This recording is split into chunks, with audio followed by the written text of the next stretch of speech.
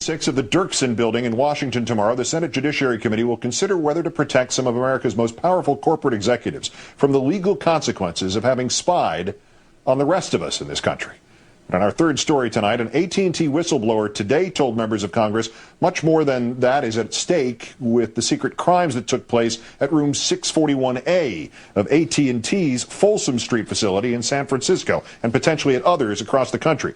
Specifically, retired 22-year AT&T technician Mark Klein says that despite Mr. Bush's claims, the U.S. government used AT&T's cooperation to spy not only on overseas communications, but to vacuum up virtually all of America's use of the internet for years. Email, Googling, web surfing, you name it. Thanks to AT&T's secure rooms like 641A in San Francisco, accessible only to those cleared by the NSA.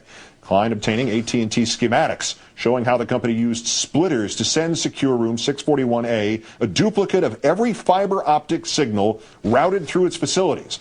That involved not just AT&T customers, but virtually every internet and telecommunications company, and virtually all email and web traffic in the country, without a warrant, without any mechanism for separating domestic from overseas, without separating suspect from citizen.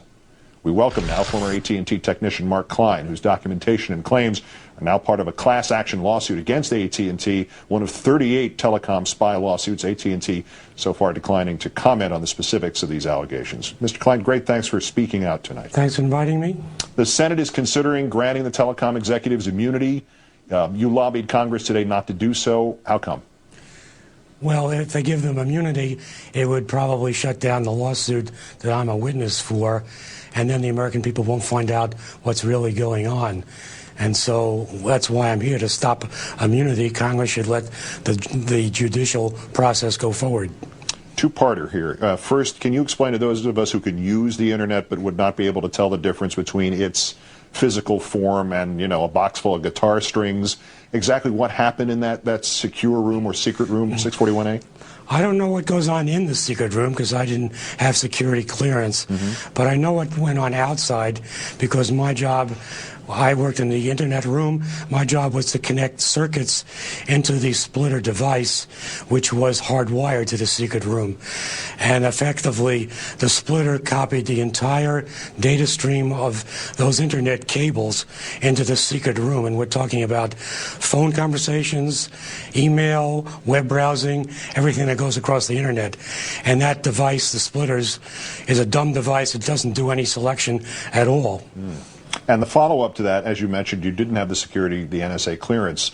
So give us an idea how you know all this, in addition, obviously, to your expertise as a technician. Well, as a technician, I had the engineering wiring documents, which told me how the splitter was wired to the secret room.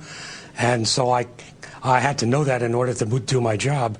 And so I know that whatever went across those cables was copied in the entire data stream was copied into the secret room. The splitter device has no selective capability, it just copies everything. And we're talking about domestic traffic as well as international traffic. And that's what got me upset to begin with. Yeah, I was just going to say, Mr. Klein, this huge distinction the White House made when all this was first revealed, what its defenders still say, oh, we're just intercepting international communications, no domestic communications were affected. I'm taking you don't buy that in the slightest. No, I know that wasn't true.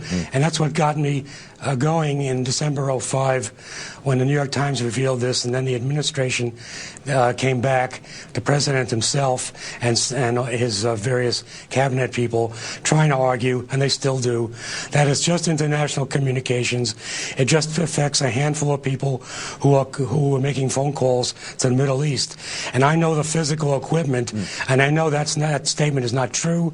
It involves millions of communications, a lot of it domestic communications, that they're copying wholesale, sweeping up into that secret room. When you saw this and realized what was going on, what was this like? Was this like sitting there and finding yourself in a scene from the sci-fi flick Invasion of the Body Snatchers? Did it have that sort of horror quality to it? Well, I had this, actually, I'm a little older, so my thought was George Orwell's 1984, and here I am being forced to connect the Big Brother machine. Oh, boy. And I felt that I was in a funny position, but I needed my job, so I didn't want to make a fuss at the time.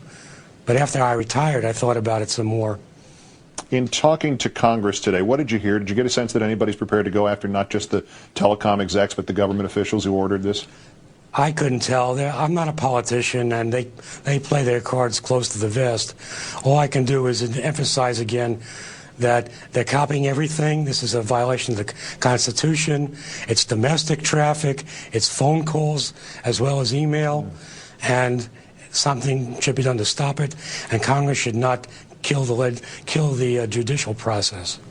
The nice thing is that if there is anything that's going to stop it, it's going to be because people like you have the courage to do something about it. Mark Klein, formerly of AT&T, great thanks for joining us, and great thanks for what you're doing, truly. Thank you.